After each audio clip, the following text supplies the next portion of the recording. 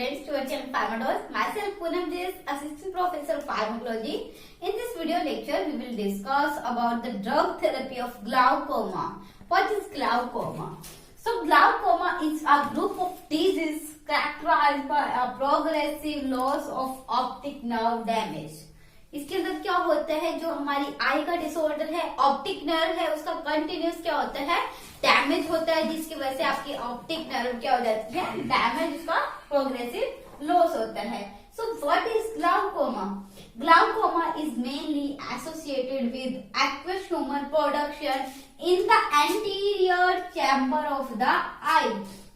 आई के anterior chamber के अंदर एक्वस ह्यूमर की है जो प्रोडक्शन, जो फ्लूइड की प्रोडक्शन है, वो क्या हो जाती है, इंक्रीज हो जाती है. वो क्या है हमारा glaucoma, condition increase of aqueous humour in the anterior chamber of I.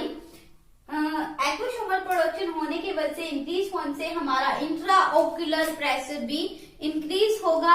Intra ocular की आई के अंदर जो ओक्यूलर है, नर्व है, उसके अंदर क्या होगा, प्रेशर लगेगा ज्यादा, प्रोडक्शन बढ़ने से, फ्लो की वजह से, और इसकी वजह से हमारी ऑप्टिक नर्व डैमेज होगी. ऑप्टिक नर्व डैमेज होने से विजन लॉस होगा.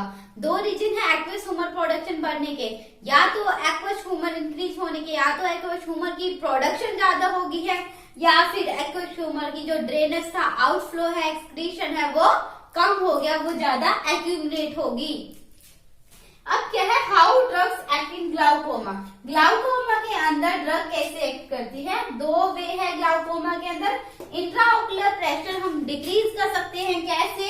या तो एक्वस ह्यूमर की प्रोडक्शन डिस्कस करते हैं हम, या तो हम क्या करें, एक्वस ह्यूमर प्रोडक्शन को डिक्रीज कर दें, या फिर आउटफ्लो है जो उसका इंक्रीज कर दे. क्या है, कैसे ही ग्लाउकोमा के अंदर ड्रग एक्ट कर सकती है? या तो मेनली हमें इंट्राओक्युलर प्रेशर को क्या करना है, डिक्रीज, और उसके बाद क्या कर सकती है, या तो प्रोडक्शन को हम कम कर दें, या फिर आउटफ्लो को इंक्रीज कर दें. आप इसकी स्क्रीनशॉट ले सकते हैं, फिर मैं इसको रब करके नेक्स्ट मतलब डिस्कस करेंगे हम. आप इसका स्क्रीनशॉट ले लें. हो गया स्क्रीनशॉट? ठीक है, मैं इसको रब कर देती हूँ. नेक्स्ट डिस्कस करते हैं हम. कर रहे हैं role of autonomic nervous system का ऑन इंट्राओक्युलर प्रेशर, कि इंट्राओक्युलर प्रेशर के ऊपर ऑटोनॉमिक जो एएनएस सिस्टम है वो कैसा रोल प्ले करता है. हमें पता है कि जो एएनएस के दो पार्ट है, parasympathetic system and sympathetic system. Parasympathetic system is also known as cholinergic system and sympathetic system is also known as energic system. Parasympathetic के अंदर मेन न्यूरोट्रांसमीटर है choline, acetylcholine, and sympathetic के case में main neurotransmitter है हमारा adrenaline. ठीक है, so parasympathetic system that release acetylcholine as an neurotransmitter that produce meiosis on the IY-M3 receptor. हमें पता है ये चीज कि जो acetylcholine है वो आई पे मायोसिस प्रोड्यूस करता है, प्यूपिलरी कॉन्स्ट्रिक्शन प्रोड्यूस करता है. ठीक है, मेडिएटेड बाय M3 रिसेप्टर, जो क्या करेगा, इंट्राओक्युलर प्रेशर को डिक्रीज करेगा, कॉन्स्ट्रिक्शन करके आउटफ्लो को इंक्रीज करेंगे, जिसकी वजह से इंट्राओक्युलर प्रेशर हमारा डिक्रीज होगा. नेक्स्ट है sympathetic system. Pupillary dilation by alpha and beta receptor, ये कॉज करेंगे mydriasis and increase intraocular pressure by blocking of canal that secrete the aqueous humor and increase the drainage या outflow of aqueous humor from the eye. Next हम discuss करते हैं drugs therapy. Drugs use in the treatment of glaucoma. इससे पहले हमने aetiological factor देखे थे कि क्या क्या रीजन है ग्लाउकोमा होने के. अब हम ड्रग्स थेरेपी देखते हैं कि कौन से हम ड्रग्स को यूज कर सकते हैं ग्लाउकोमा के ट्रीटमेंट में. फर्स्ट है डायरेक्ट एक्टिंग कोलिनर्जिक एगोनिस्ट. ठीक है, कोलिनर्जिक एगोनिस्ट ड्रग है हमारी पिलोकार्पिन एंड कार्बाकोल. बस स्पेसिफिकली जो पिलोकार्पिन ड्रग है, इसको नेचुरल प्रोडक्ट है, ये पिलोकार्प से हमें मिलती है. ये हम ज्यादा यूज करते हैं किसके ट्रीटमेंट के लिए, ग्लाउकोमा के ट्रीटमेंट के लिए. ये M3 रिसेप्टर पे बाइंड करती है, anthro IP3 deck pathway follow करती है रिसेप्टर. ये भी जी कपल रिसेप्टर के थ्रू काम करती है, मस्कुलिनिक रिसेप्टर के थ्रू, एंड मायोसिस प्रोड्यूस करती है. Miosis is the constriction of the pupil produce pupillary constriction and increase outflow of aqueous humor and increase outflow, decrease the intraocular pressure or tension into the eye. So can be used in both open and narrow angle glaucoma, and side effects are eye pain, miosis, blurred vision and headache. You can take screenshot of this. After this I will go to the next drug therapy. हो गया screenshot? ठीक है, हम अब next therapy है हमारी acetylcholine esterase inhibitor, means indirect acting cholinergic drugs. ठीक है, इसमें फास्टोस्टिग्मिन है, इकोथायोफेट है. Physostigmine is reversible anticholinesterase inhibitor and echothiophate is irreversible acetylcholinesterase inhibitor drugs that increase acetylcholine level by indirect way. So these drugs fastosterone also produced from the natural substances and inhibit acetylcholinesterase enzyme. Acetylcholinesterase enzyme convert acetylcholine into choline plus acetate, means decrease acetylcholine level. And by inhibiting acetylcholinesterase enzyme, phosphostigmine increase indirectly acetylcholine level, increase outflow of aqueous humor and decrease intraocular pressure. Increase करती है outflow को aqueous humor की और intraocular pressure को decrease करती है. Next category discuss करते हैं. ड्रग थेरेपी है हमारी carbonic anhydrase inhibitor. Carbonic anhydrase inhibitor is very important drug for the glaucoma.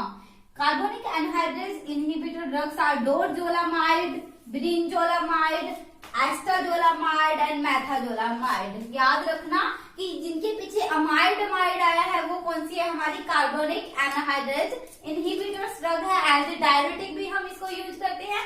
Acetazolamide and methazolamide are anti diuretic drugs and use orally for glaucoma treatment. CO2 plus H2O in the presence of air with the help of carbonic anhydrase convert into H2CO3 carbonate and that convert into the H positive plus HCO3 bicarbonate. So these ions HCO3 negative bicarbonate ion increase aqueous humor production that cause the glaucoma condition. So while inhibiting carbonic anhydrase inhibitors, carbonic anhydrase enzyme, we can inhibit or decrease the production of HCO3 biocarbonate ions and decrease aqueous humor production. So these drugs, by inhibiting carbonic anhydrase, decrease aqueous humor production and increase outflow of the decrease aqueous humor production and decrease intraocular pressure or tension. And side effect of these drugs are burning in eyes, metallic taste and urination, because these are anti-acetazolamide and methazolamide are occur as an antidiuretic drug, but these cause excess urination due to carbonic anhydrase inhibition. So let us discuss with the next drug. Next हम discuss करते हैं alpha 2 selective adrenergic agonist. Alpha 2 agonist drugs. ठीक है, इसमें क्या है, दो category की ड्रग है, apraclonidine and brimonidine and brimonidine drug. Alpha 2 receptor की एगोनिस्ट ड्रग है. ये भी CMP पाथवे को फॉलो करती है. जी कपल रिसेप्टर है, ये भी CMP को कम करेंगे, जिसकी वजह से एक्वस ह्यूमर की प्रोडक्शन को ये कम करके इंट्राऑक्यूलर जो प्रेशर है उसको ये क्या करेंगे, डिक्रीज करेंगे. नेक्स्ट वन है beta blockers drug. These are of two types, non selective and selective beta 1 blockers. These are timolol and metoprolol drugs, and selective beta 1 is betaxolol. ठीक है, these drugs also by blocking beta receptor decrease aqueous humor production, but due to blockage of heart activity they cause hypotension, bradycardia and bronchoconstriction in case of asthma. So can't be used in asthma patient. These drugs are contraindicated in case of asthmatic patients. Screenshot ले सकते हैं, screenshot ले लिए, फिर मैं रब कर दूंगी। नेक्स्ट हो गया स्क्रीनशॉट। नेक्स्ट ड्रग है हमारी अल्फा एड्रेनर्जिक एगोनिस्ट। अभी हमने सेलेक्टिव अल्फा 2 अभी देखा था, हमने सेलेक्टिव अल्फा 2 के एगोनिस्ट जो हमने ड्रग देखी थी। अब है हमारे पास नॉन सेलेक्टिव। अब इसमें क्या है, एपिनेफ्रिन, डिपिवेफ्रिन एंड एप्राक्लोनिडिन एंड ब्रीमोनिडिन। हम इसके बारे में डिस्कस कर चुके हैं। अब हम करते हैं नॉन सेलेक्टिव के बारे में। जो डिपिवेफ्रिन ड्रग है वो प्रो ड्रग है एपिनेफ्रिन की।